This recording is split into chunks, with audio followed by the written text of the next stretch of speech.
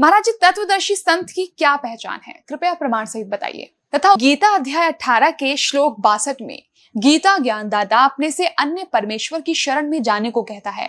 वह परमेश्वर कौन है? गीता ज्ञानदाता अपनी स्थिति बताता है दूसरे अध्याय के 12वें श्लोक में, 10वें अध्याय के दूसरे श्लोक में, चौथे अध्याय के 5 और 9 श्लोक में कि अर्जुन तेरे और मेरे बहुत जन्म हो चुके हैं और आगे भी होंगे। ये ना समझना तू नहीं जानता मैं जानता हूं। इसलिए उसने कहा कि 18वें अध्याय के 62वें श्लोक में कि तू सर्वभाव से उस परमेश्वर की शरण में जा, उसकी कृपा से तू परम शांति को और सनातन परम धाम को प्राप्त होगा।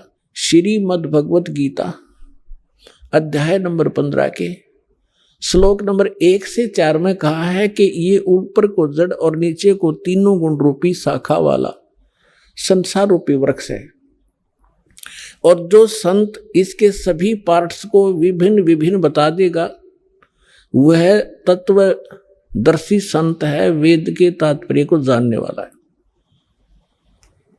फिर बताया है कि उसके पश्चात गीता अध्याय नंबर 15 के श्लोक नंबर 4 में कहा है जब तत्वदर्शी संत मिल जाए उसके पश्चात परमेश्वर के उस परम पद की खोज करनी चाहिए जहां जाने के बाद साधक लौटकर कभी संसार में नहीं आते।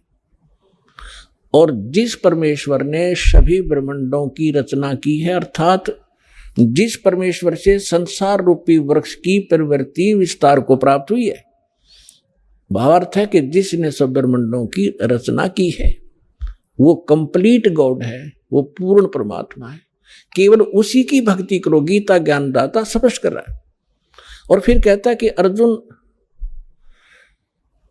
चौथे अध्याय के 5 और 9 श्लोक में, दूसरे अध्याय के 12 श्लोक में गीता जी में, और 10वें अध्याय के दूसरे श्लोक में गीता ज्ञानदाता कहता अर्जुन तेरे और मेरे बहुत जन्म हो चुके हैं, तू नहीं जानता मैं जानता हूं। अब जैसे हम श्री कृष्ण जी को मानकर चलें कि श्री कृष्ण जी गीता का ज्ञान दे रहा है, इन अज्ञानियों के आधार से हम चलें तो भी गीता ज्ञानदाता तो अपने आप को कह रहा है मैं नाशवान हूं, मेरी जन्म मृत्यु होती है। जिसकी स्वयं जन्म मृत्यु होती है और उसके उपासकों की भी जन्म मृत्यु होगी। गीता अध्याय नंबर 18 के श्लोक नंबर 62 में कहा, इसलिए कहा कि अर्जुन तू सर्वभाव से उस परमेश्वर की शरण में जा, तो उस परमेश्वर की कृपा से तू परम शांति को और सनातन परम धाम को प्राप्त होगा। और उसकी शरण में जाने से तेरा कंप्लीट पूर्ण मोक्ष होगा।